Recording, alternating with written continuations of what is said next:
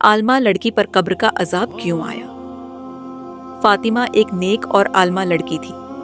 इसने बचपन से ही दीन की तालीमात को अपनाना शुरू किया था और जवानी तक पहुंचते पहुंचते वो कुरान व हदीस की माहिर बन चुकी थी। वो नमाज पाबंदी से पढ़ती, रोजे रखती और हर वक्त अल्लाह का जिक्र करती थी। लोग उसकी नेकी की मिसालें देते थे और उसे एक देनदार और परहेजगार लड़की के तौर पर जानते थे। फातिमा ने अपनी जिंदगी दीन की खिदमत के लिए वक्फ कर रखी थी।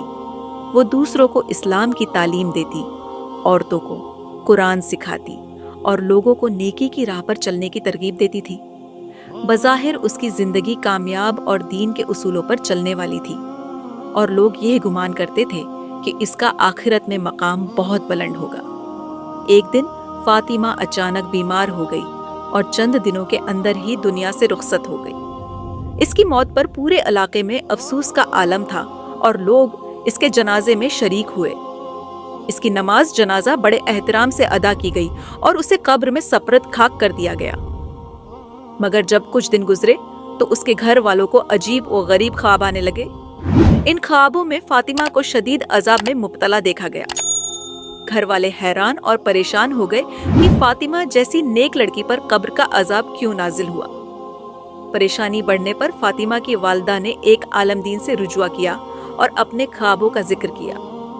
आलमदीन ने अल्लाह से दुआ की और फातिमा के अमाल के बारे में गहराई से गौर व फिक्र किया। इस दौरान इन्हें ये बात समझ में आई कि कभी कभी इंसान के ज़ाहिरी अमाल नेकी और परहेजगारी के होते हैं, लेकिन इसके बातिन है में कुछ ऐसी खामियां होती हैं जिनका वो खुद भी इदराक नहीं कर पाता। आलमदीन ने मजीद तहकीक की और फातिमा की जिंदगी के कुछ पहलुओं को जांचने की कोशिश की। मालूम हुआ कि फातिमा लोगों को दीन की बातें सिखाती थी, लेकिन उसके दिल में दूसरों के लिए खफिया तकब्बर पैदा हो चुका था। वो खुद को दूसरों से बेहतर और ज्यादा नेक समझने लगी थी। इसका ये तकब्बर छुपा हुआ था, लेकिन अल्लाह के सामने कोई चीज छपी नहीं रह सकती। मजीद ये कि फातिमा अपनी इबादत और इल्म के बावजूद अपने वालिदीन के साथ सख्त रवैया अख्तियार करती थी। वो उनकी खिदमत को बोझ समझती और बाज़ औक़ात उनकी बातों को नज़रअंदाज करती थी। हालांकि इस्लाम में वालिदीन की खिदमत को बहुत अहमियत दी गई है। इसके दिल में एक छिपी हुई नाफरमानी और बेअदबी की झलक थी, जिसकी वजह से अल्लाह ताली ने इस पर अजाब नाजिल किया।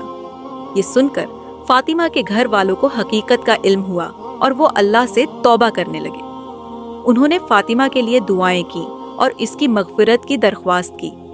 आलमदीन ने भी लोगों को नसीहत की कि ज़ाहिरी नेकी के साथ साथ अपने दिलों को भी पाक और साफ रखें और वालिदीन के हुकूक का खास ख्याल रखें। ये कहानी इस बात की याद दहानी है कि अल्लाह ताली इंसान के ज़ाहिर के साथ साथ उसके दिल का हाल भी जानता है और कभी कभी हमारी छपी हुई गलतियां हमें बड़े अजाब में मुब्तला कर सकती हैं। नेकी के साथ आजिज़ी और वालिदीन की खिदमत करना हर मुसलमान की औलीना जिम्मेदारी है।